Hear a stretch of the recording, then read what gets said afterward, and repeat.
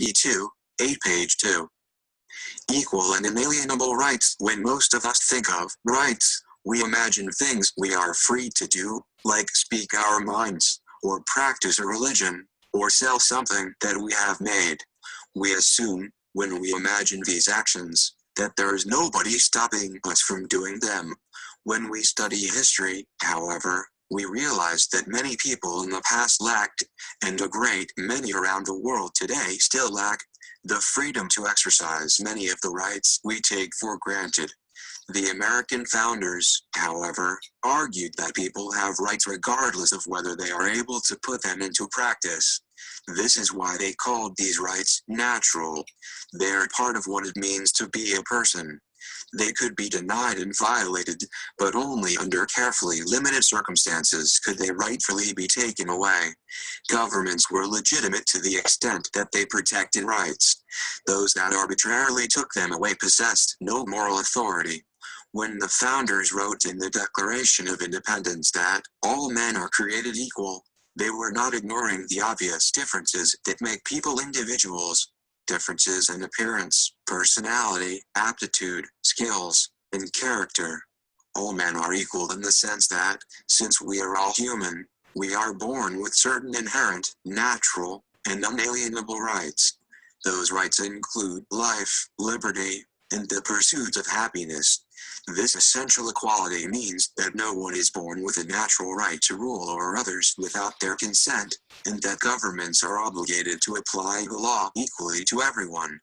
Of course, in order to protect the rights of peaceful people, it could sometimes be necessary to infringe the rights of aggressors. The founders understood that criminals who are a threat to the safety and property of others, for example, need to be prevented from exercising the right to move about where they please. Page 3. George Washington is known as the father of his country. He served as the commander of the Continental Army during the Revolutionary War. He was president of the Constitutional Convention, and he was the first president of the United States. When the Constitution's framers wrote, in the Fifth Amendment, that no person shall be deprived of life, liberty, or property, without due process of law, they were acknowledging that sometimes a person can be deprived of these rights, even though they are part of what it means to be a person. Page 4. In other words, the right is one thing, but the freedom to exercise it is something else. The founders were well read in history, so they understood that most people in the world could not easily exercise their rights to practice a religion, or keep the money they earn. They were proud of their heritage as Englishmen. In keeping with the theme of such British documents as the Magna Carta, 1215, John Locke's Second Treatise on Civil Government, 1690, and the English Bill of Rights, 1689, they approached the task of guaranteeing liberty by limiting government. While the rights listed in the Declaration of Independence, life, liberty, and pursuit of happiness, were inalienable, the founders understood that individuals are often stopped from exercising them. Indeed, this was the very purpose of the Declaration of Independence, to explain that King George III's violations of the colonists' inalienable rights justified the American Revolution. The founders knew full well that while we are born with rights, we need some protection in order to have the freedom to exercise those rights. This principle helps explain the difference between natural rights and legal rights. While natural rights are innately part of being human, and exist prior to any culture or society, legal rights are those that are acknowledged and protected by a given government. So, in the founders' understanding, natural rights would include the right to life itself, the right to think for oneself, the right to self-defense, and the right to keep what one has worked honestly for, among others. Legal rights would include the right to vote, the specific methods by which fair trials are conducted, and copyrights and patents, all of which might be defined and protected in different ways in different countries or states, based on their particular customs and beliefs. The founders also recognized, from reading history as well as from their own experience, that governments are often the greatest enemy of individual rights. At the same time, they knew that without a government to restrain them, People tend to form gangs or rely on their families and tribes to protect them. These groups war against one another, and make the exercise of individual rights just as unlikely as under a tyrannical king. Of course, representative governments, although most likely to protect individual rights, could also be the means through which the rights of individuals are trampled. In the 1830s, Alexis de Tocqueville helped to popularize the term tyranny of the majority, but John Adams had helped introduce it in 1788.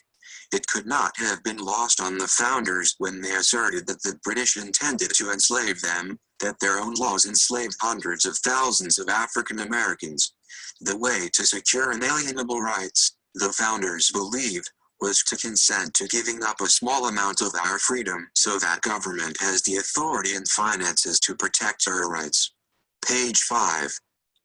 Washington crossing the Delaware, painting by Emmanuel Gottlieb Lutzy. In other words, even though we are born with rights, they might be rendered useless without an effective means to protect them.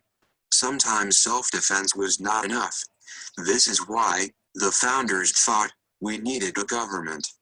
But it must be a government faithful to sound principles.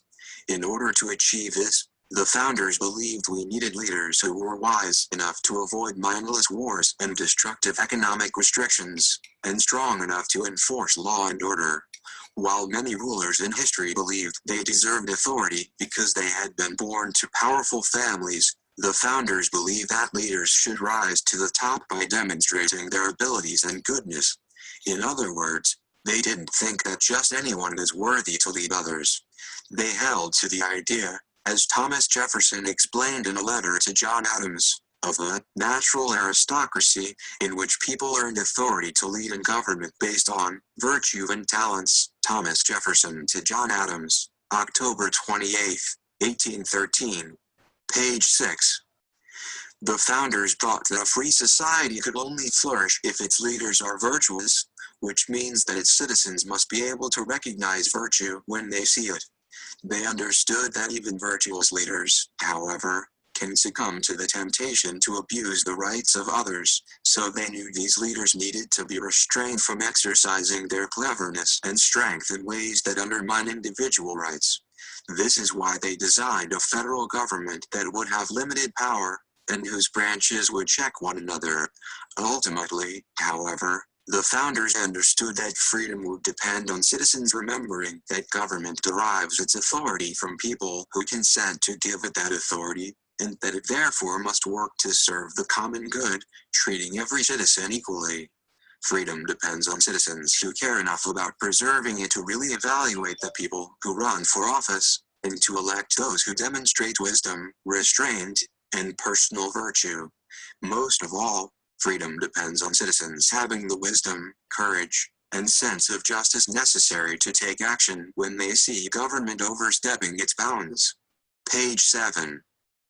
James Madison, Property, 1792. This term in its particular application means that dominion which one man claims and exercises over the external things of the world, in exclusion of every other individual. In its larger and juster meaning, it embraces everything to which a man may attach a value and have a right, and which leaves to everyone else the like advantage. In the former sense, a man's land, or merchandise, or money is called his property. In the latter sense, a man has a property in his opinions and the free communication of them. He has a property of peculiar value in his religious opinions, and in the profession and practice dictated by them. He has a property very dear to him in the safety and liberty of his person. He has an equal property in the free use of his faculties and free choice of the objects on which to employ them. In a word, as a man is said to have a right to his property, he may be equally said to have a property in his rights. Where an excess of power prevails, property of no sort is duly respected.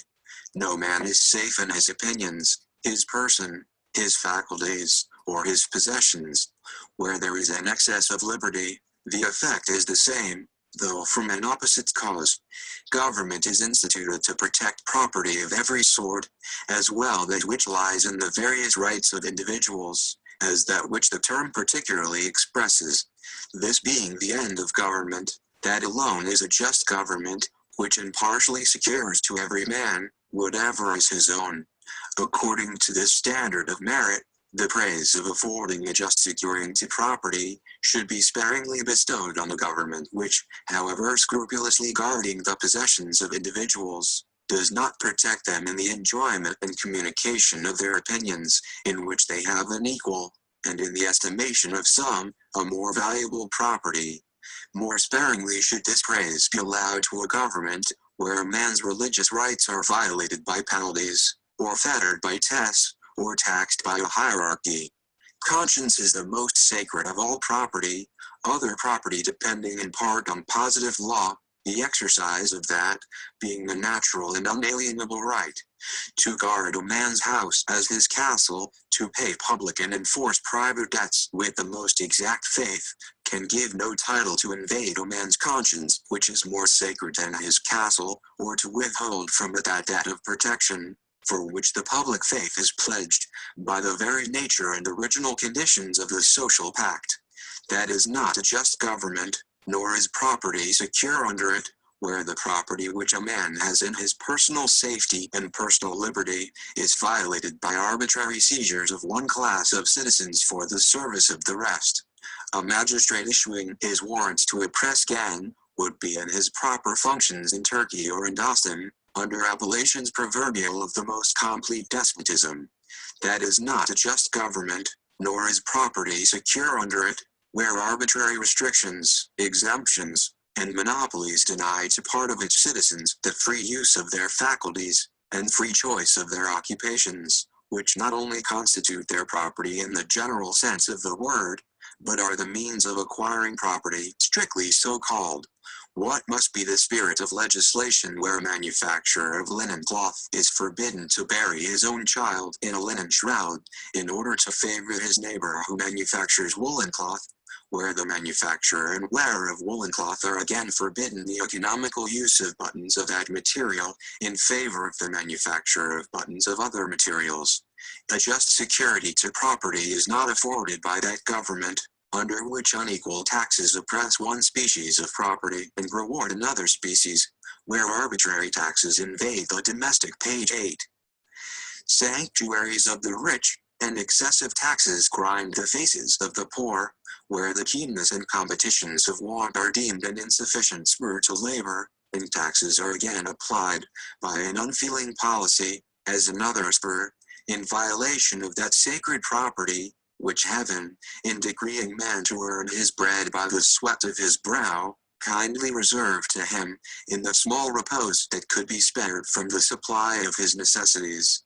If there be a government then which prides itself in maintaining the inviolability of property, which provides that none shall be taken directly even for public use without indemnification to the owner, and yet directly violates the property which individuals have in their opinions, their religion, their persons, and their faculties, nay more, which indirectly violates their property, in their actual possessions, in the labor that acquires their daily subsistence, and in the hallowed remnant of time which ought to relieve their fatigues and soothe their cares, the inference, will have been anticipated, that such a government is not a pattern for the United States.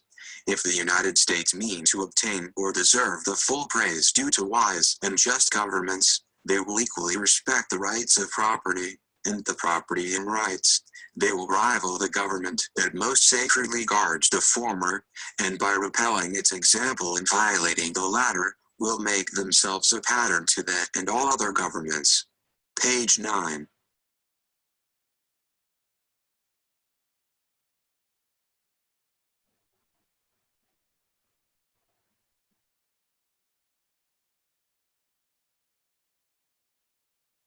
Table of Contents. Main Reading. Equal and Inalienable Rights. 3 Appendices. Appendix A. Excerpt from James Madison, Property, 1792.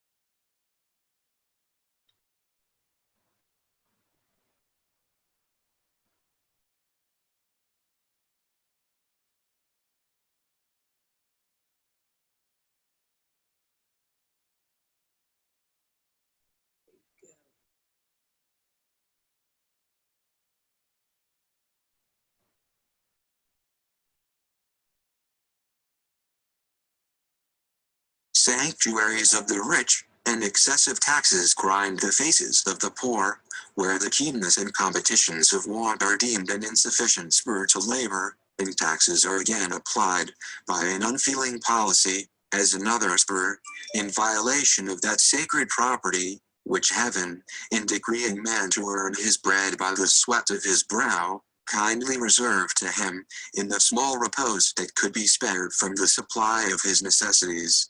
If there be a government then which prides itself in maintaining the inviolability of property, which provides that none shall be taken directly even for public use without indemnification to the owner, and yet directly violates the property which individuals have in their opinions, their religion, their persons, and their faculties, nay more, which indirectly violates their property, in their actual possessions, in the labor that acquires their daily subsistence, and in the hallowed remnant of time which ought to relieve their fatigues and soothe their cares, the inference, will have been anticipated, that such a government is not a pattern for the United States. If the United States mean to obtain or deserve the full praise due to wise and just governments, they will equally respect the rights of property, and the property and rights. They will rival the government that most sacredly guards the former, and by repelling its example and violating the latter, will make themselves a pattern to that and all other governments. Oh, wow. That said a whole lot, didn't it? That said that about property. I can stop sharing the screen. It was a book that I don't want to stop recording, I just want to stop share. Okay. It was the mere fact that how they saw property. Interesting to me, simply because at one time, my people were considered property in America. And so, and I switched the side of the curtain. Yeah, it's much better. I look better with the sun not gleaming in my face here. But gosh, it's just reality. Reality of where we are in 2020. And it's a morbid reality, simply because so many people are dying. So many people, and who knows, it has to do with the way your health was taken care of prior to COVID and what's going on with your health. And if you even have access to healthy and nutritious foods, makes a difference. If we're eating a lot of preservatives, makes a difference. My goodness, everything makes a difference. Everything in life is about choices. And so what choice do we really have, especially as my people go? Because the way I see it is that soon after we were integrated into the public education system, we lost the ability to really participate in our children's lives because we were not invited in. You know that song, somebody's knocking at the door, somebody's ringing the bell. Well, you got to do me a favor, open the door and let them in. Because quite frankly, all children are human beings. They're not property of anyone, but they become property when they are not educated in of independent thought. There's so many things to think about when you see the way this system has been structured. Understand that taxation is real. Understand that my people have a lot of people in the entertainment world, and they're paying lots of money in taxes. But when it comes down to public policy and public services, we're not sitting on those. We're just now beginning to sit on local community boards, city councils, the Board of Education has an African American in the state of California. But when it really comes down to it, it comes down to, let's get a clue. Who's making the decisions and who's there at the table? If you're not at the table, then you're on the menu, and that's real because our children seem to be on the menu. You know, willful defiance is real, but so is task completion, and so is due process. And so when we start looking at the educational system, the due process of my people has been violated simply because everything was around the behavioral structure of the acceptance that slavery was at one time accepted in America, and behavior not in the norms or not acceptable has been identified as willfulness. But you know, I copied some, I not copied, actually I'm not copying anything, but I had recorded some videos that I was watching on YouTube and with one of the educational partners in the United States government. It really talks about the importance of early learning. And you know, I'm gonna pause the video, so I wanna bring one of those videos in. And that way I don't have to upload the video later. So let me pause this, pause the recording. Okay, now here's a video about the high quality of learning. Early learning is essential. And so when we start looking at this classroom environment, the multicultural classroom environment, understanding that in some environments, our children don't necessarily adapt to or prepared to operate in this system. And when they're not, then behavior becomes an impetus. You know, it's blocking you from getting your opportunity to participate, and that's just real. So we all need to understand that there is an expectation in public education, and that's that we're prepared to participate. Let's start the video. Hi, my name is Joshua Ellis. I'm the father of Leif and Eric Ellis. I'm Cynthia Ellis, and my sons, Eric and Leif Ellis, attend Highview Early Childhood Center. They are 4 years old, and they are twins. They love coming to school. They're ready to go in the morning. They get excited when I tell them it's time to go to school. And there's lots of yay. They don't want to leave school in the afternoons. It's hard to get them to come home. I see using early learning as a mode to get them set up for success. It just helps to create a nice base for when they go to regular kindergarten and elementary school. Kids need socialization. They need to be able to be around other children and understand that not everybody's the same. They also need to get a head start on how schools work and how real life is, rather than just playing all the time at home. By letting them go ahead and come to preschool, it really has let them discover who they are and what they like. Coming to preschool every day has really helped them establish those differences and make them more concrete. We're gonna let it dry. Eric is actually talking, because when we first started going here, he wasn't talking at all. Working with the speech therapists here at school and working with his teachers, he's really opened up and is talking and singing now. Leif loves writing time. He'll write his name a couple hundred times a day. Once he's figured that out, now he started writing his brother's names, Eric and Sean. Eric likes to draw. His favorite times are more creative play. He loves puzzles. Actually, when we go home, he does puzzles almost the entire time we're home.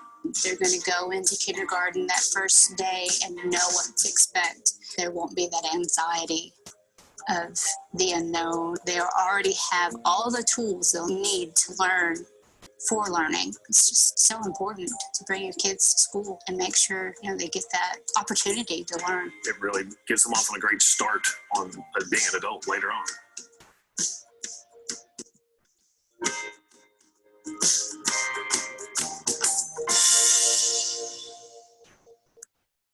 So how awesome, I will say, that video was. I can stop the share. And understanding that, that's the offer in America. Early education, because it has to do with your foundation of you as an individual and having the ability to communicate effectively, living outside the box. You see, I'm not intimidated, and quite frankly, my son said I should be concerned about the way I communicate my life strategies and what I look forward to being successful and an accomplished individual, and I am. I'm accomplished because my sons, 3 of them, oldest being 35, 36, and then 34, 35, 36, yeah, 34, and then, or 35. Yeah, I think that's somewhere in there. I don't know. Time just kind of passes up, but I do have a 23-year-old. And that was an additional opportunity to take a look at the system that we are remanded under looking we need to pay attention like you're looking under a telescope. And you need to understand that certain things happen in classrooms that have to do with socialization skills. And that you need to understand that the majority of our people, because we're coming from high poverty and so many needs, that those resources are not there to redirect children and try to bring them in. But I find some things really criminal. I find it criminal that so many African American children have willful defiance issues or behaviors. And if you have a 259% infraction higher than any other ethnic group, like because you are formerly enslaved in America or seen to have issues of independence that you were not going to be allowed to express, or, my goodness, this is America, right? And we do have to understand that, this video started with this equity book, and it really dealt with some things of perceptions of people that have to deal with property. But knowing that we come from the concept ideal of property, that I am no man's property. Amen. Can we get an amen to that? Hey, I am no man's property. But when I look at my responsibility as a participant in today's society, because I brought 3 children into this world to live, then I also see a personal responsibility to ensure that perhaps services that they may depend on in the future are maintained. And right now, the system is totally broken. We have a broken system when so many children don't have access to independence. And every state in America, every state across these United States really need to be held accountable to the support given by tax allocations to educate all children and ensure that children are being educated. But when you have such a large population of people who are not getting basic services, therefore coming out of the system more dependent in the system than when they came out. It's kind of like, did I say that right? You're in the system and things are just kind of happening because they're supposed to happen. You have healthcare, you have dental, you have all these things as a child. But as soon as you get adult age, then you ain't got nothing. What happened? It's a wake-up call. Because at one time, you were being totally supported by the federal government. As what? An individual with the offer of free and appropriate public education. And therefore, the federal government is going to help sustain the states in educating their people to encourage this participation in the democracy. But all I hear is, oh, what am I hearing? Come on now.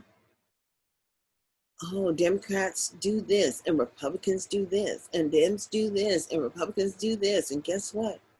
I'm just an American.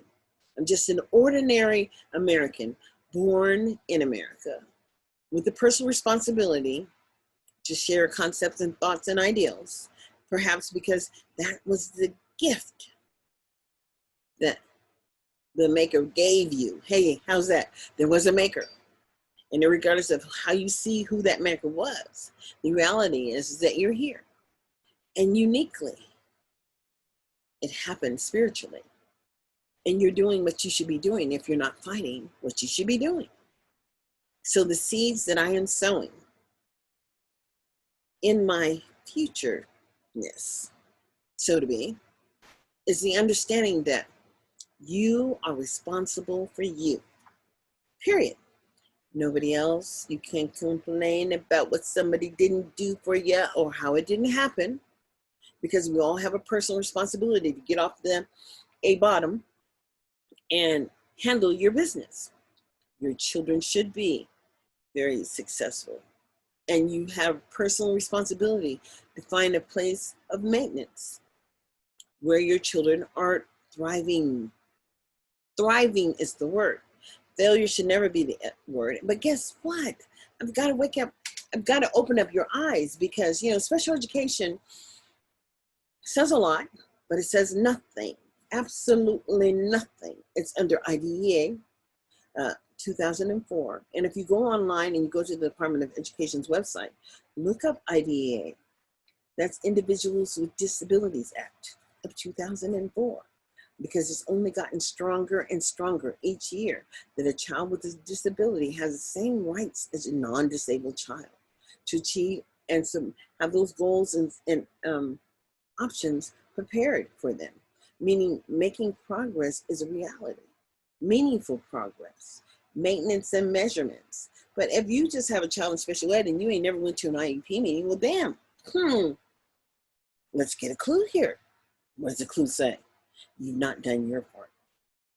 Every time you go to a meeting, and you can have as many meetings as you want, they can be tired of them, but the law says you have a right to have a meeting, to have a conversation about the maintenance of your child and how well they're doing. And there are team members that have to be there by law. And you would know these things if you knew what the rules said. But if you just let them apply a label, that is a label on your child, and you're not getting anything, well, what do you expect? I'm talking to my people. What is the expectation when you're just following the rules and you're not applying yourself to ensure that you're getting the maintenance of effort? Somebody needs to help me with that. Because, you know, when I moved to Las Vegas, well, we just came because of circumstances. This was the path that was set aside for me. And although I was a big advocate for public education in the state of California, and I'm saying the state, not even Sacramento, because the state of California was represented in the capital, like Sacramento. And I knew and have met so many in appointed or elected positions, let's put it that way. And then I also knew that there were people, my people, who would not have a conversation with me. Because quite frankly, dealing with reality is difficult sometimes. But when you're living in the capital of California and the county board of education, or the county board, the county board of supervisors came out with, a report that was scathing for my people. And it said that Black people had the highest infant death mortality rate in the state of California across this nation, or basically in the state of California, in Sacramento. That's what we want to get to. Blacks in Sacramento had the highest infant death mortality rate from the ages of 0 to 17. And it really should have been 0 to 35. And then, you know, what we have to know, my nose is itchy, that when we're looking at rehabilitative services, well, you can't measure any in Sacramento. You can't even measure the maintenance of effort in Sacramento, because my children sometimes are so far below basic. And then to have a district that has been in disproportionality for special education several times in the last 20 years. They keep going back. So do they ever make? No, they figured out the rules to measure them up and lift them out of, you know, this targeted state intervention. And then all of a sudden they went right back. So, you know, you're not making progress, actually, if you're just failing to benefit or failing to maintain what growth and development you have. The concept behind the magnet schools, people need to understand what magnet schools truly are and what the concept idea was behind the magnet schools. I'm going to pause this and see if I can find that little document. Just give me 1 second. Pause the recording. Office of Non-Public Education. U.S. Department of Education Arnie Duncan, Secretary of Education, Office of Innovation and Improvement James H. Shelton, the Third Assistant Deputy Secretary, Office of Non-Public Education Maureen Dowling, Director, March 2011. This publication is in the public domain. Authorization to reproduce it in whole or in part is granted. While permission to reprint this publication is not necessary, the citation should be U.S. Department of Education, Office of Innovation and Improvement, Office of Non-Public Education, the Individuals with Disabilities Education Act. Provisions related to children with disabilities enrolled by their parents in private schools, Washington, D.C., 2011. To order copies of this publication, write to ED Pubs, Education Publications Center, U.S. Department of Education, P.O. Box 22207, Alexandria, Virginia 22304, or fax your request to 703-605-6794. Or email your request to edpubs@inet.ed.gov. Or call in your request toll-free to 1-877-433-7827, 1-877-4-ED-PUBS. Those who use a telecommunications device for the deaf, TDD, or a teletypewriter, TTY, should call 1-877-576-7734. If 877 service is not available in your area, call 1-800-872-5327, 1-800-USA-LEARN, or order online at http://edpubs.gov. This publication is available on the department's website at http://www.ed.gov/about/offices/list/non-public/index.html/. On request, this publication is available in alternate formats, such as Braille, large print, or compact disc. For more information, please contact the department's alternate format center at 202-260-0852 or at 202-260-0818. Contents: Introduction. 1. Equitable participation. 2. LEA responsible for conducting child find and ensuring the provision of equitable services. 4. Consultation. 5. Written affirmation and complaints. 6. Child find. 7. Parental consent. 8. Data collection and record keeping. 9. Expenditures and proportionate share of federal IDEA funds. 9. Formula for expenditures. 10. Provision of services. 11. Services plan. 11. Service delivery, including on-site. 11. Complaint procedure regarding consultation. 12. Preschool children with disabilities. 12. Further information. 13.3. Introduction. The Individuals with Disabilities Education Act, IDEA, is a federal law that requires each state to ensure that a free appropriate public education, FAPE, is available to all eligible children with disabilities residing in that state. The information in this booklet explains the provisions related to, and benefits available to, children with disabilities who are enrolled by their parents in private schools, including religious schools, when the provision of FAPE is not at issue. In IDEA, these children are often referred to as parentally placed private school children with disabilities, and the benefits available to them differ from the benefits for children with disabilities in public schools. IDEA is designed to improve educational results for all children with disabilities. Therefore, it provides benefits and services to children with disabilities in public schools and requires school districts to make services and benefits available to children with disabilities enrolled by their parents in non-public, private schools. The law includes language requiring state education agencies, SEAs, and local education agencies, LEAs, to ensure the equitable participation of parentally placed children with disabilities in programs assisted by or carried out under the equitable participation requirements that apply to them. The LEA's obligations to parentally placed private school children with disabilities are different from its responsibilities to those enrolled in public schools or to children with disabilities placed in a private school by a public agency, rather than by parents, as a means of providing FAPE. Parentally placed children with disabilities do not have an individual entitlement to services they would receive if they were enrolled in a public school. Instead, the LEA is required to spend a proportionate amount of IDEA federal funds to provide equitable services to this group of children. Therefore, it is possible that some parentally placed children with disabilities will not receive any services, while others will. For those who receive services, the amount and type of services also may differ from the services the child would receive if placed in a public school by the parents or in a private school by a public agency.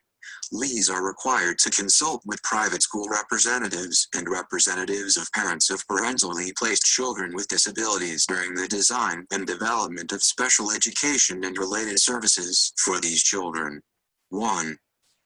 In August 2006, the U.S. Department of Education released new regulations for Part B of IDEA, which went into effect October 13, 2006. These regulations are designed to assist LEAs, private school representatives, and representatives of parents of parentally placed private school children with disabilities in understanding the requirements of IDEA. These groups must work together with parents so that the children can receive the benefits available to them under IDEA. Equitable participation. The 2004 amendments to IDEA expand upon the 1997 reauthorization and include new requirements to ensure that LEAs provide parentally placed private school children with disabilities an opportunity for equitable participation in programs assisted or carried out under IDEA, the foundation of which is the consultation process. The major provisions regarding children with disabilities enrolled by their parents in private, including religious, elementary and secondary schools, are located in the statute at section 612A10A and in the regulations at 34 CFR paragraph 300.130.300.144 and are summarized in the sections below. They concern agency responsibility for conducting child find activities and determining equitable services, 34 CFR paragraph 300.131.300.132. Consultation requirements, 34 CFR paragraph 300.134. Written affirmation of timely and meaningful consultation, 34 CFR paragraph 300.135. Child find activities, 34 CFR paragraph 300.131. Data collection requirements, 34 CFR paragraph 300.132 C. Determination and provision of equitable services, 34 CFR paragraph 300.137 300.138. Services plans for children with disabilities receiving equitable services, 34 CFR paragraph 300.132 B, 300.137 C, and 300.138 B, 2. Permission for delivery of services at the private schools by LEAs, to the extent consistent with law, 34 CFR paragraph 300.139 A. Determination of the proportionate share of federal IDEA funds to be spent on equitable services, 34 CFR paragraph 300.133. Non-availability of an individual entitlement of parentally placed private school students to special education and related services, 34 CFR paragraph 300.137 A, and complaint procedures for private school officials regarding consultation, 34 CFR paragraph 300.136. This booklet is not intended to be a replacement for careful study of IDEA and the regulations, which are available at http://idea.ed.gov. A number of additional provisions found in the law and regulations, but that are not covered in this booklet, also affect parentally placed children with disabilities. Therefore, it is important for all stakeholders to be familiar with these provisions as well. They concern requirement that state and local funds supplement, not supplant, the proportionate share of federal funds, 34 CFR paragraph 300.133 D. Right to file due process complaints regarding child find and state complaints regarding equitable participation requirements, 34 CFR paragraph 300.140.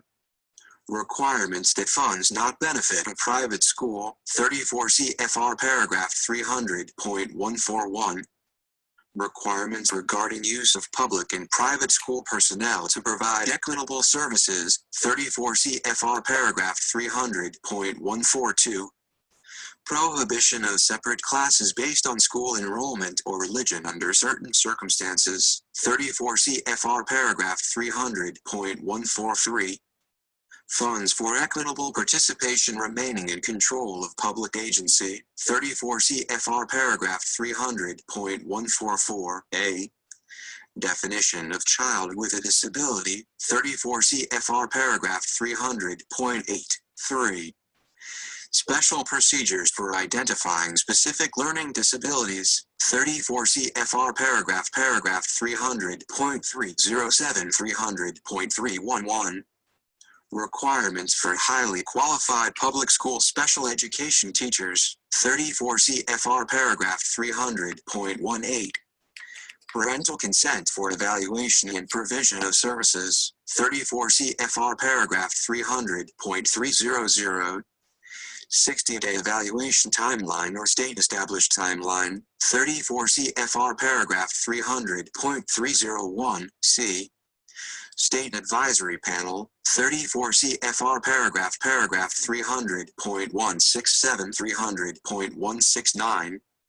Arrangement for a bypass, if leases are barred by state law from providing services to private school students, or if a public agency has failed or is unwilling to provide for equitable participation, 34 CFR paragraph 300.190.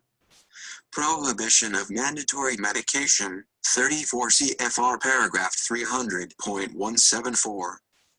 Changing services plans without a formal team meeting, 34 CFR paragraph 300.324 A4. Accommodation guidelines alternate assessments, if private school children with disabilities participate in statewide assessments, 34 CFR paragraph 300.160, and reducing litigation to provide an opportunity for resolution within 30 days following a due process complaint regarding the child fine process, 34 CFR paragraph 300.510. LEA responsible for conducting child find and ensuring the provision of equitable services. The most recent provisions require the LEA with jurisdiction over the district in which the private school is located to be the responsible agency for implementing IDEA requirements for parentally placed children with disabilities.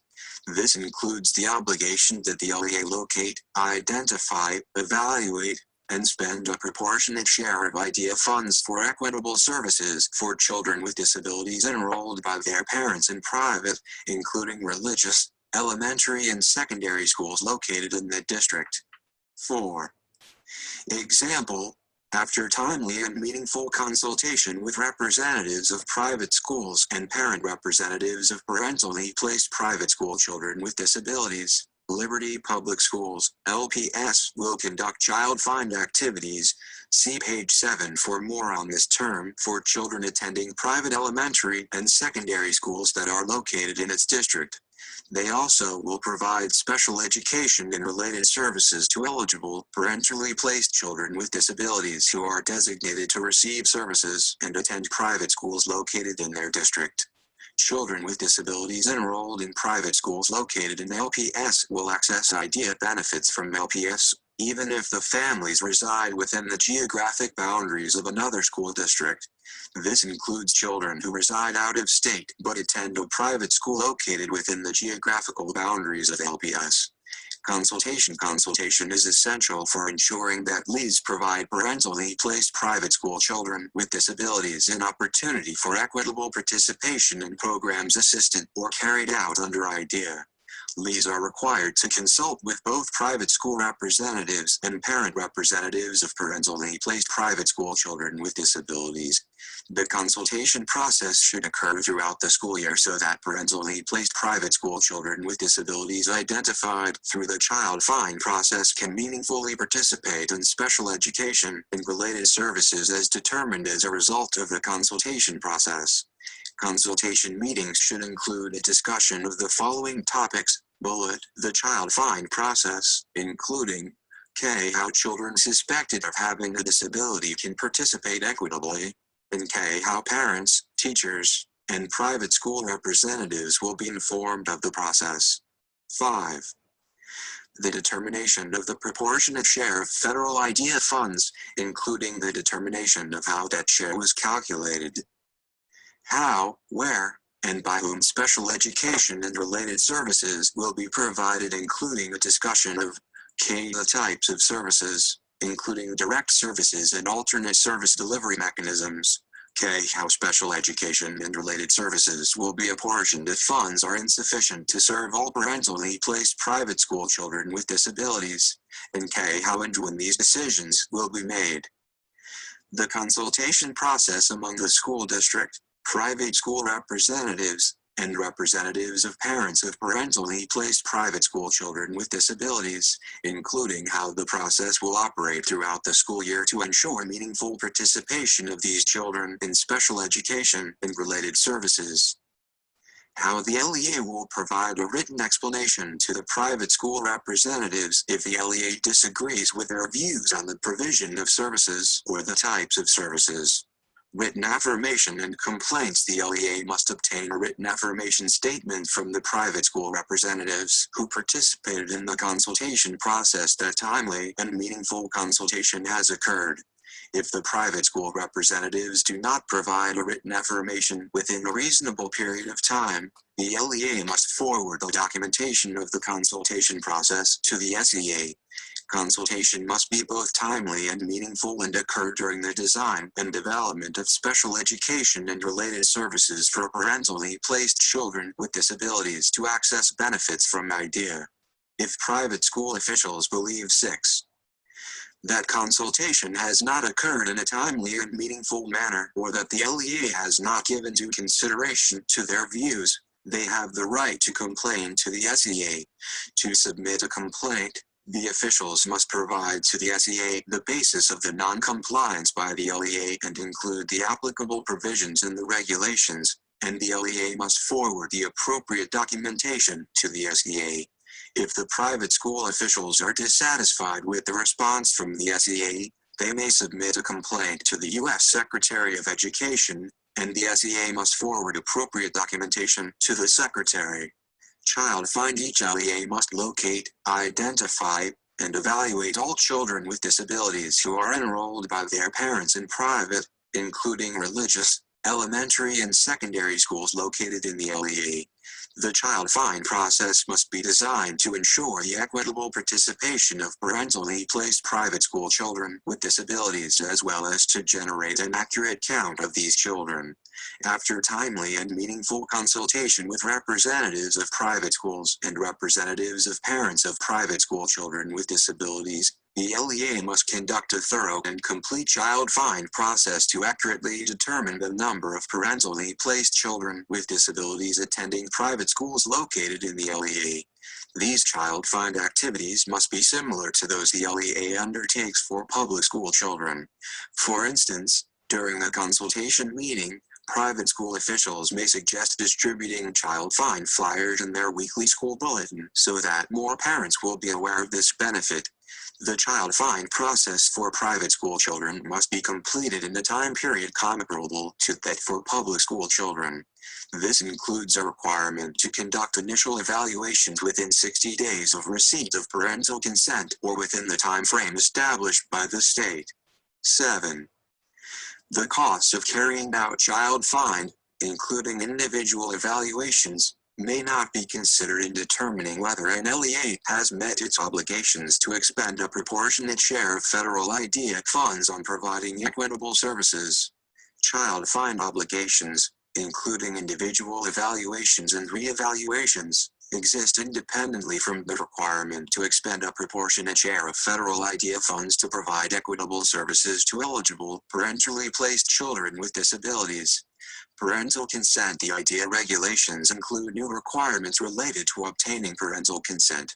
When the parent of a homeschooled or private school child with a disability declines to provide consent for an initial evaluation or re-evaluation to determine the child's eligibility under IDEA, the LEA may not use its consent override procedures. The process an LEA may use to pursue the evaluation by overriding the parent's refusal to provide consent to seek to conduct the evaluation and, thus, may not include the child in the annual count of the number of parentally placed private school children with disabilities. If the LEA evaluates a parentally placed child and determines the child eligible under IDEA, but the parent refuses the provision of equitable services under a services plan, the LEA must include this child in the count of eligible, parentally placed private school children with disabilities in the district. Another new requirement addresses the exchange of information between LEAs. This is particularly important given that the responsibilities for ensuring the delivery of equitable services have shifted from the LEA of the child's residence to the LEA where the child's private school is located. Parental consent must be obtained before any information regarding a parentally placed private school child is shared between LEAs. Parents and private school officials should be aware of this requirement in order to ensure that the children can participate equitably and receive the services and benefits available under IDEA. 8. Data collection and record keeping. Under the IDEA data collection requirement, LEAs must gather and maintain data on children with disabilities enrolled by their parents in private schools and submit the data to the appropriate SEA.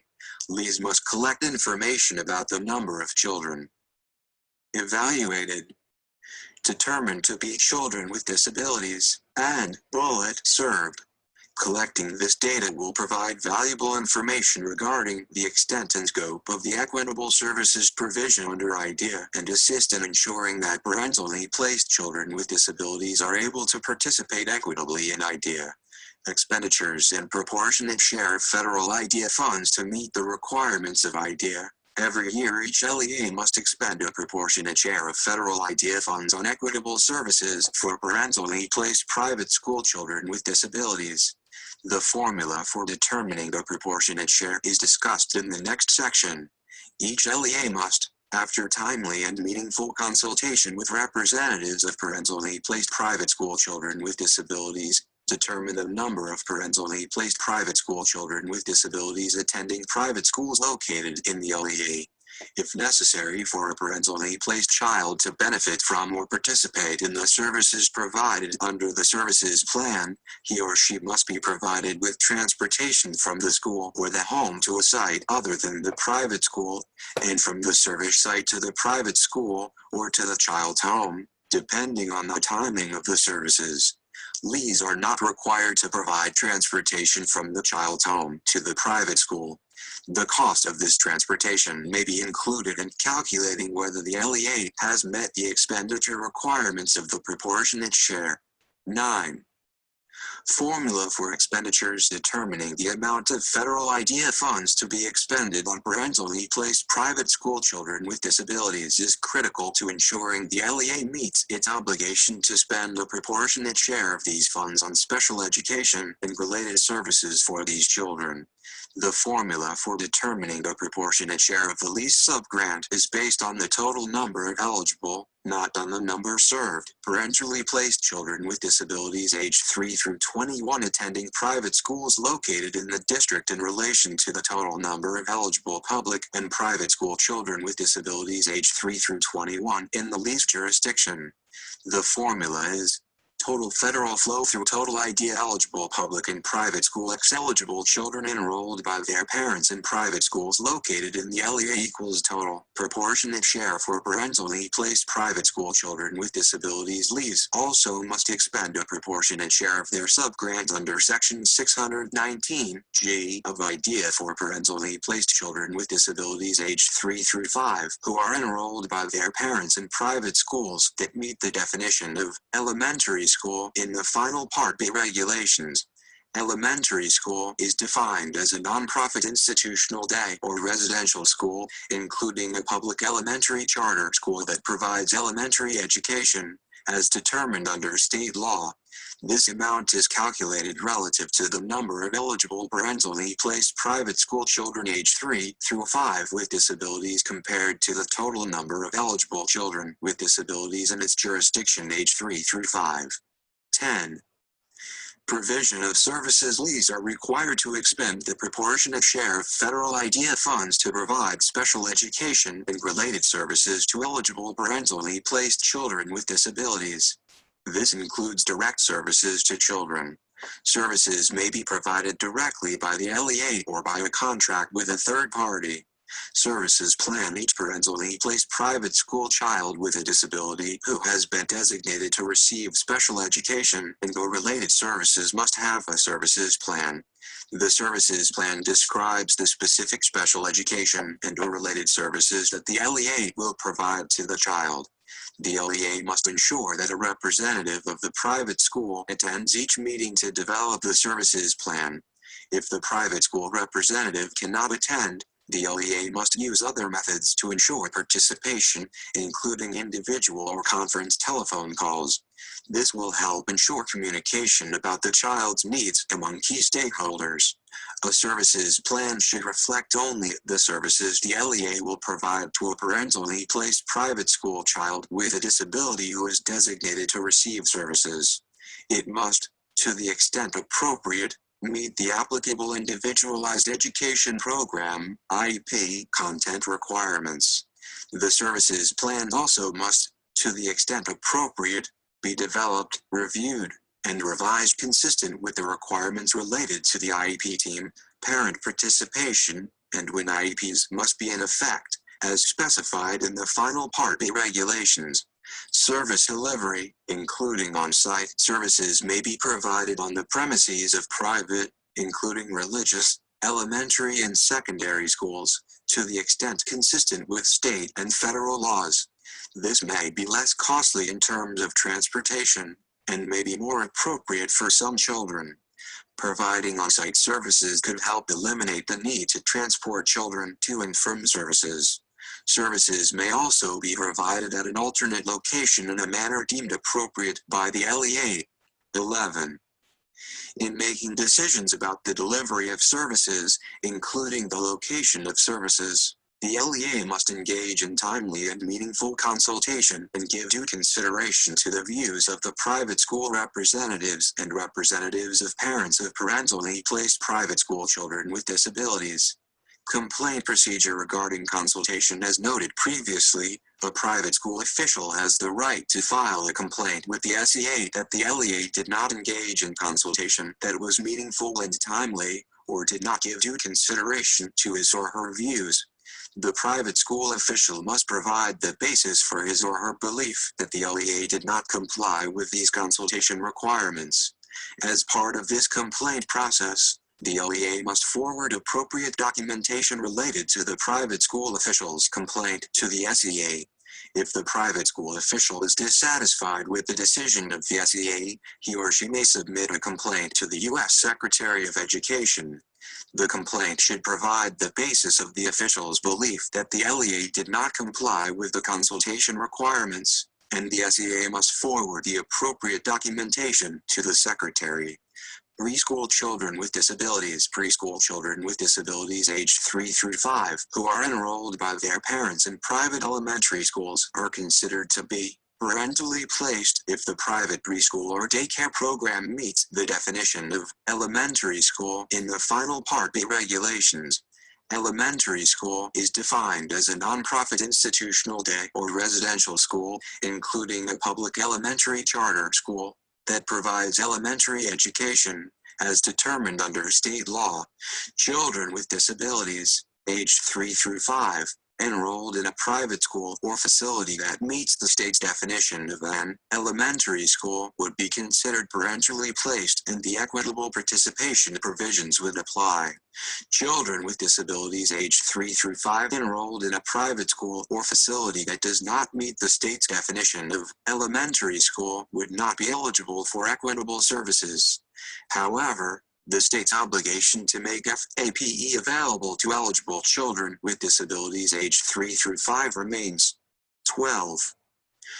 Further information. For additional information on the Individuals with Disabilities Education Act, other federal education programs affecting private school statistics, publications, internet links to the private school community, and similar resources, contact Office of Non-Public Education address, phone, fax, email, website, Office of Innovation and Improvement, U.S. Department of Education, 400 Maryland Avenue, SW, Washington, District of Columbia, 20202-59402-201-1365-202-401-1368, OII non-public education, at eda.gov, http://www.ed.gov/about/offices/list/OII/non-public-index.html Office of Special Education Programs address, phone, fax,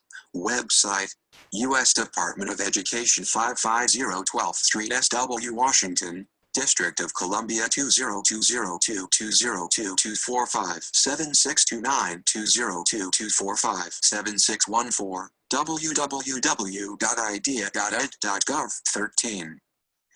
The Department of Education's mission is to promote student achievement and preparation for global competitiveness by fostering educational excellence and ensuring equal access. www.ed.gov. Isn't that amazing? I can pause to share. And you know, and understand, you know, this is just a time in history where we have personal responsibility to step up. You know, I realize I have a personal responsibility to share with you why my thoughts are what they are, quite frankly.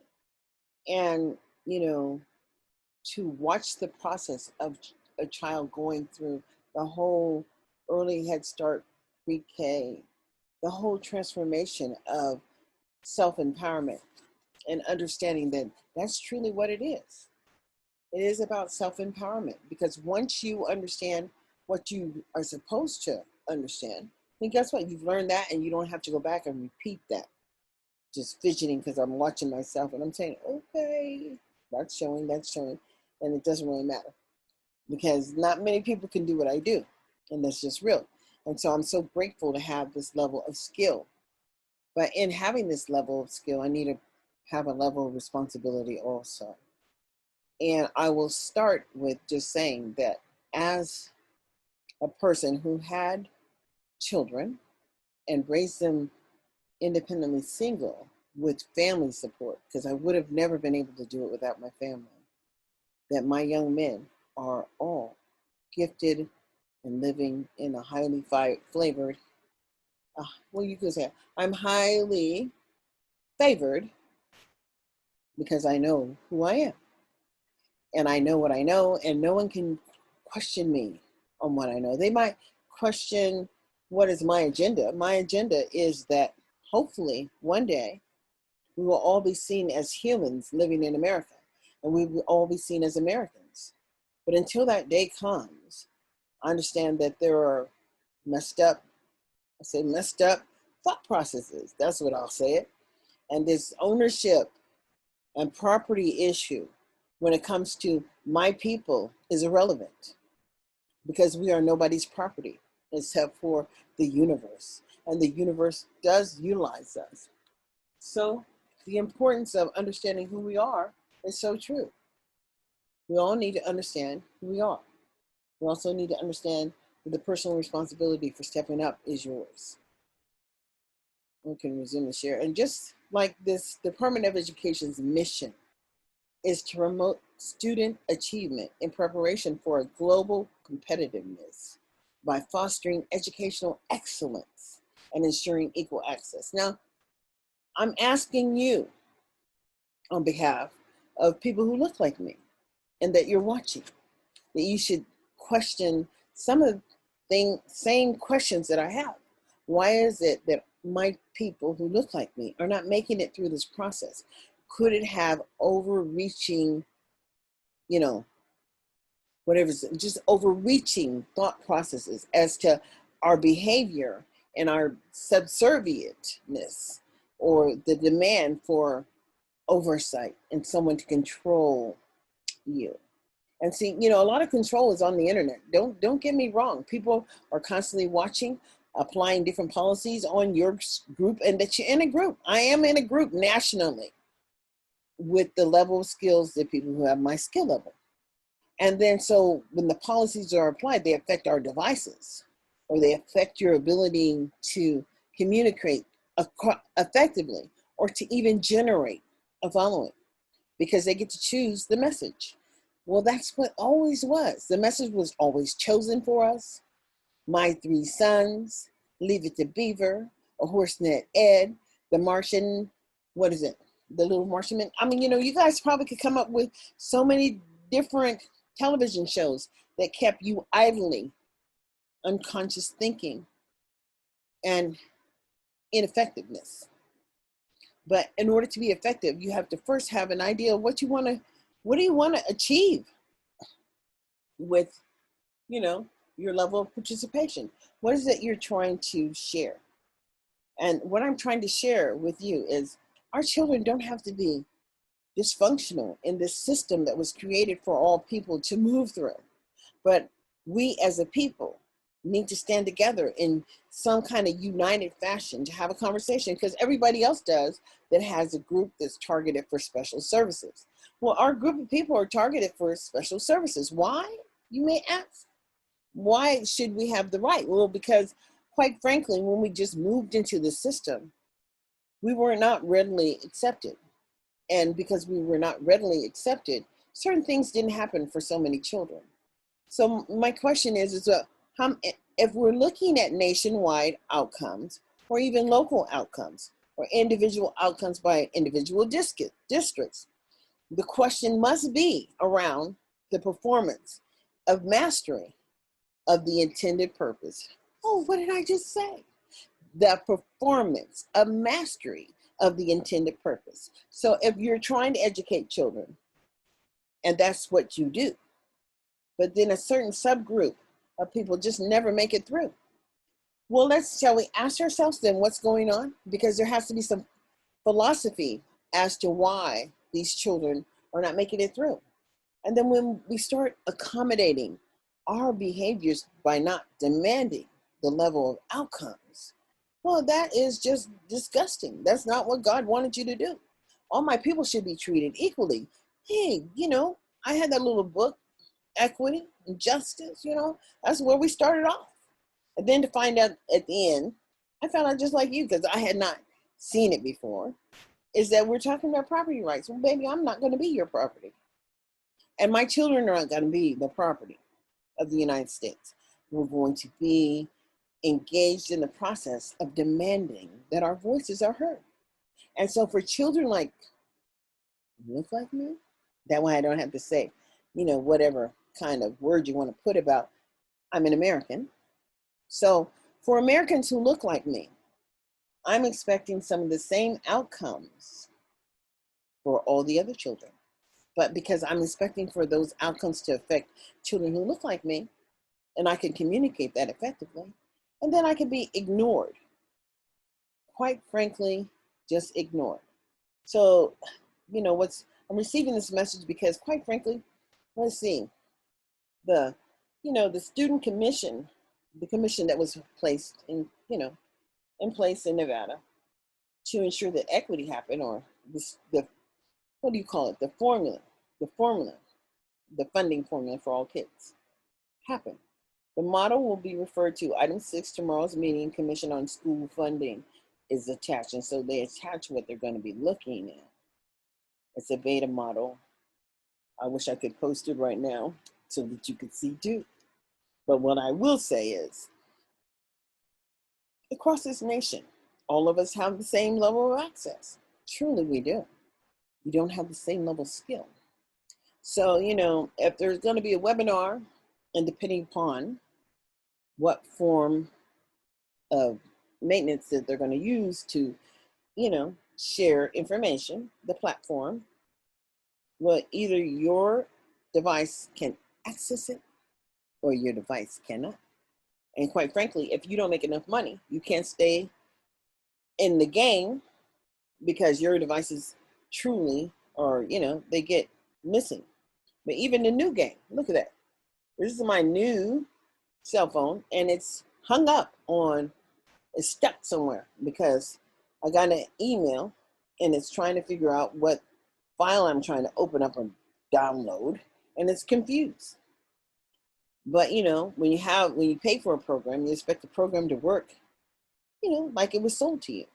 But I can tell you this, immediately, once you purchase a device and you put it online, you are no longer the owner. I mean, and you're not in the owner's club anymore. I mean, you just show up as an administrator, but, you know, administrator to your system. Not an administrator on the web, and not an administrator that has the power to do anything, especially if you don't know that programs are written by, you know, executable files. and that data is collection, the possibility of data collection and navigating and putting all of the things you do in a little tiny address in the sky is real. So no matter what I've done on the internet, no matter how long it's been, as long as I was paying the bill, and it can't even go like that. It really is about the person. It's not about the bill. Because if it was about the bill, I'm on the internet here, but I'm not under me. I'm under my mother, and because she pays the bill here. But the access is who I am. So everything that I do on the web is totally collected under me. But if it happens in this house, it's collected under my mother, but still there's a link there. We just have to understand that, you know, life is such a gift and we are so blessed. And, you know, when we love and get back, then we get loved and get back, you know, give back. People are constantly supporting me, but I'm not looking for that support. I'm looking for the love and support from my family, my children. And I'm not looking for anything else from anybody else, because quite frankly, everybody in life has a chore or a responsibility to sow productive seeds in your harvest. You know, you're harvesting your fertile ground, basically. So you need to nurture your children so that they can, you know, sprout up and go and do their own thing and have a harvest of their own. But if you think that it ain't your job, just like it ain't the job of the white folks, it ain't the job of the system. When you send your children somewhere where they're not prepared to participate, then guess what happens? They become what's on the menu. People are determining what happens to them. And because you're not there, they're benefiting, because our benefit is next to none. You only get what you know you have a right to have in life. And that's real. It's not for you.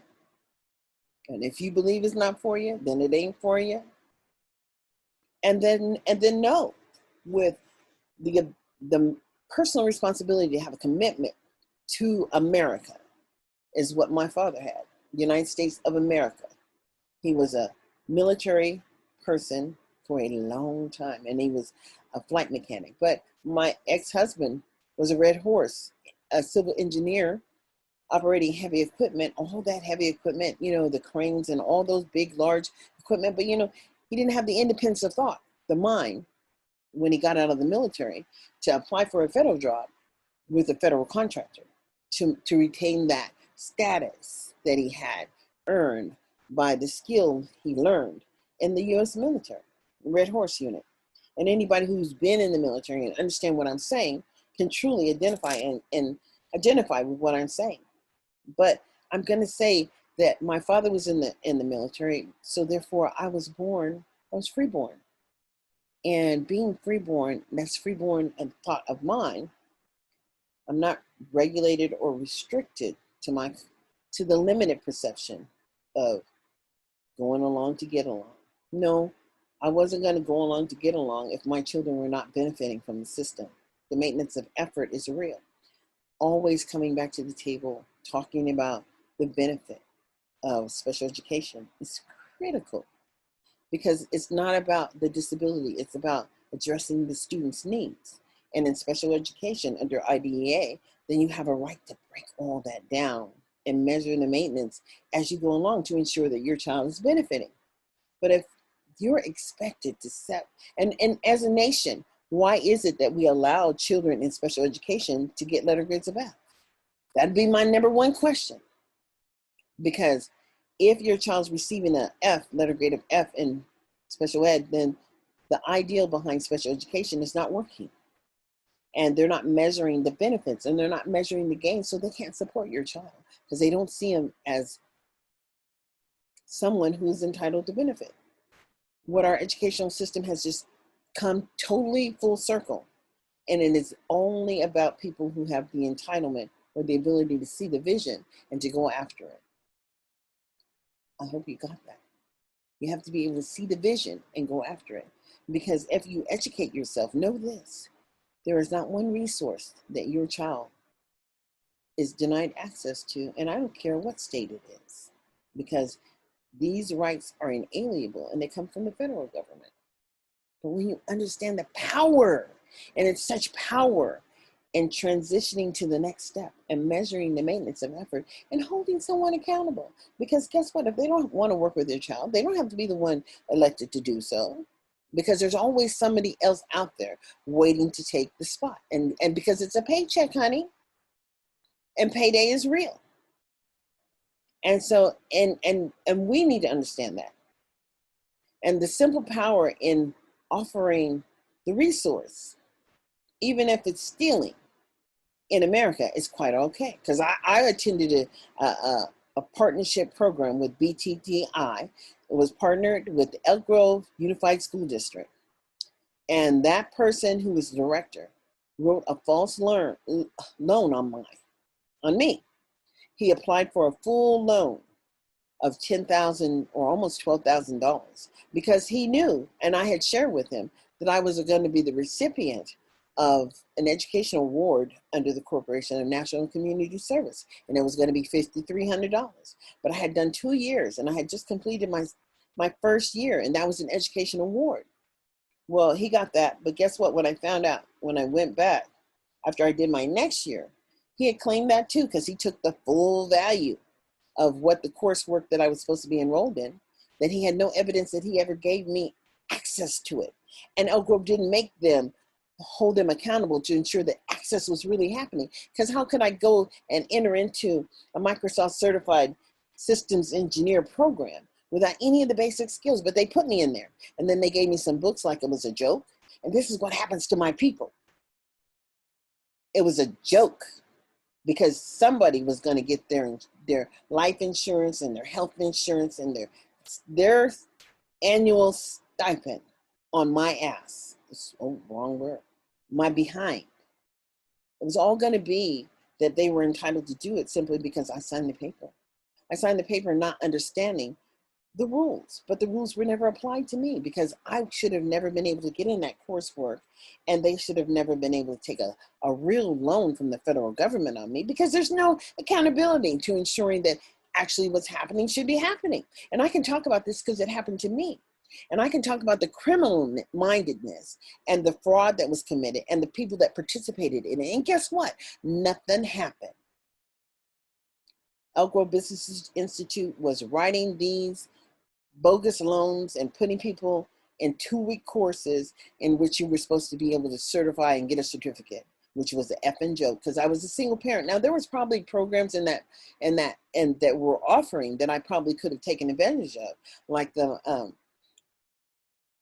basic computer repair certificate, because that's how I did have a certificate of that already, documenting that I went through to the Sacramento City Unified program for computer repair. So I can build them, and I understand the concepts of device drivers and how they allow your system to basically work, because it's talking to the, talking to the machines, talk to each other, quite frankly. So when they put some restrictions on you with this wonderful system that's been created through Microsoft, then just prohibits you, only you, from participating, not the rest of the people. And if you're this color, was just like when you come to almost a complete stop but not a really effective stop in an empty intersection, and it didn't matter about safety, why that would have been created in the first place. That quite frankly, you can get a ticket, and the ticket can be hundreds of dollars. But think about this. I got my first ticket in my whole life was failure to come to a complete stop in an empty intersection. I went to court on it. I lost. And guess what? I had to pay the fine. And I didn't have the money to pay the fine. So the judge politely awarded me the opportunity to participate in community service. But then my insurance went up for 3 years. So I had to pay a higher insurance rate. But then I had to pay money too. So I had to pay a certain amount of dollars, $200 some dollars for the fine. And then also do the community service. And then still keep the point for 3 years. And I had never, but the mere fact that someone could sit on their behind the camera, reviewing videos that were taken every time the flash happened, and then awarding themselves a pittance basically, because they get to do that because you didn't follow the rule. Well, why was the rule even created would be my question. And why be so punitive for first-time people? And you know, I was just happened to be, the flash happened so quickly because I pulled up in the intersection. All of a sudden the light clicked. And I said, could I have gotten a ticket that quick? I hadn't even went through the intersection, but my tire touched the line, and that's when the flash went off. Excuse me. So, you know, we all live through personal choices, but understand that we live under a system where you have no personal choice.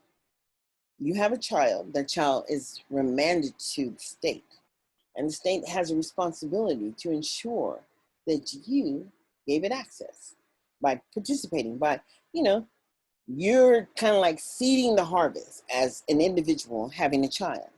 And the children are the harvest in America. Bing, bing, bing. Human capital is what they said. And so this has been a long time in the making. And even though we are considered whatever they consider us, we don't have to stay in that place.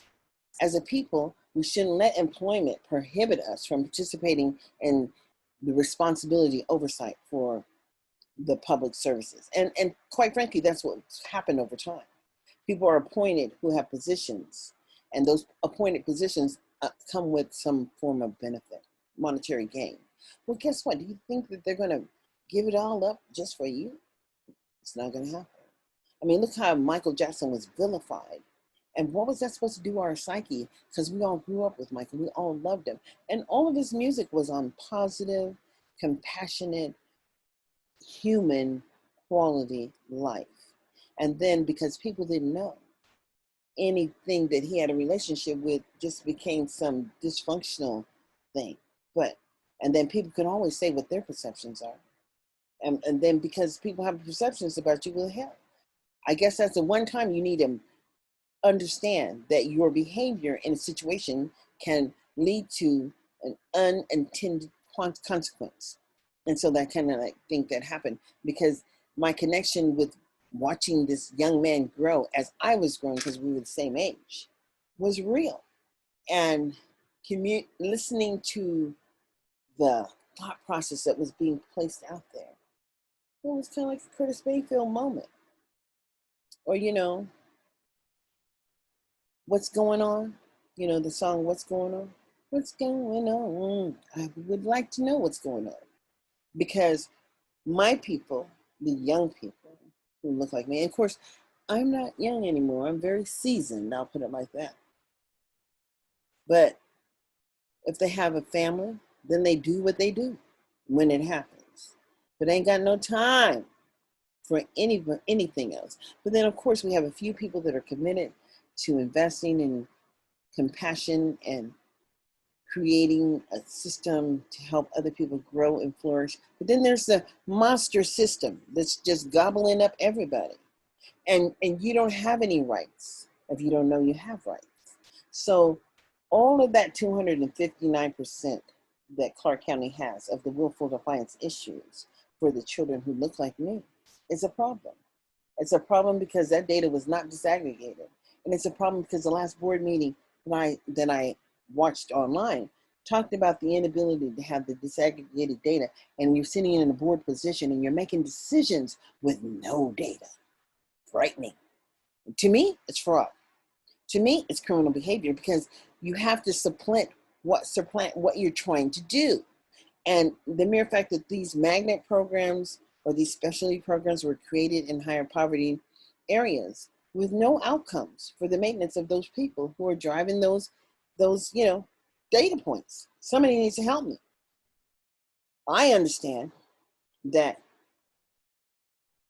self-development is what we're looking at. But if you can't demonstrate the maintenance of effort that you're putting in to help create equity for all people, then you're committing a crime. And quite frankly, you know, the state of Nevada has a responsibility under the CFR 34 CFR 300.169 to create a state advisory council on disabled students. Well, when I asked where's the where's the state SELP, or where's the county SELP, or where's the, special education area local plan that's presented to the state that has been approved by the state Department of Education, then you don't have one. So if you don't have one, I'm concerned, because there's nothing that you said you would do that I can hold you accountable to, because you never put out the plan. And that's the same thing with the local schools. Schools are operating, spending big amounts of money here, but they're not showing how all children have access. And that's just a little bit troubling to me. And so I am troubled, and I'm not gonna lie, because so many people just are acceptant of the letter grade of F. And I don't get it, because my kids didn't get Fs. So I'm gonna end for now. Understand what I'm doing is sharing my concept ideals, but telling you why and why I think this way, and truly what's happened over time that would make me think this way. And just understanding the importance of the public education system and being American. It's an American that I'm talking about, and which I can accept responsibility for, because my ex-husband was an American, even though he didn't see himself as being an effective person in society. He was really small to his individual psyche, basically. Only cared about himself and self-gratification. And it kind of like had an effect on his outcomes, but not, it had an effect on the children that he had access to too. Because he didn't have the ability to commit to them 100%, as the expectation is when God gives you that gift, you have to commit 100% to ensure that access happens, and that person can be individually self-sustainable,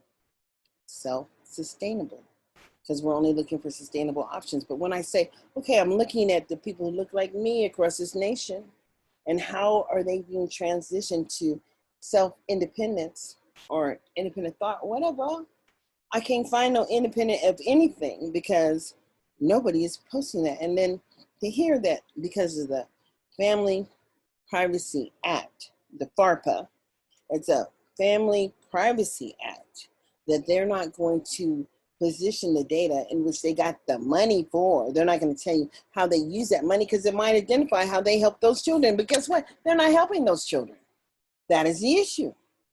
We have no data that demonstrates that what was going on pre-COVID was really actually happening, because they sure got the money.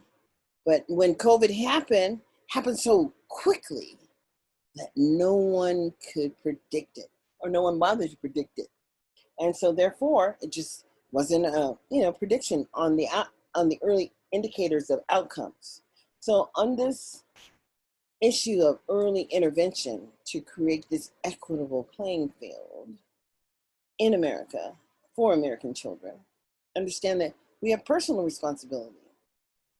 If you have a life, to ensure that life be sustained for the people who look like you, that's personal responsibility. But if just because you don't want to do it, don't criticize, because you know what? You weren't there when I was there. And quite frankly, I don't care who is a leader, what is a leader, I don't know. But guess what? If you ain't showing up, then hey, people choose to follow. It's a choice, but it has to make relevance. It has to make sense to them. But all I'm saying is that for my people, when I look at the outcomes of the local investment, the outcomes in the local investment, I said it wrong, but I said it right.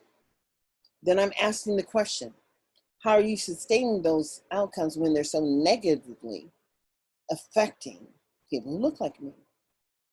And then you say, 8 minutes and how many seconds did he stay on the neck?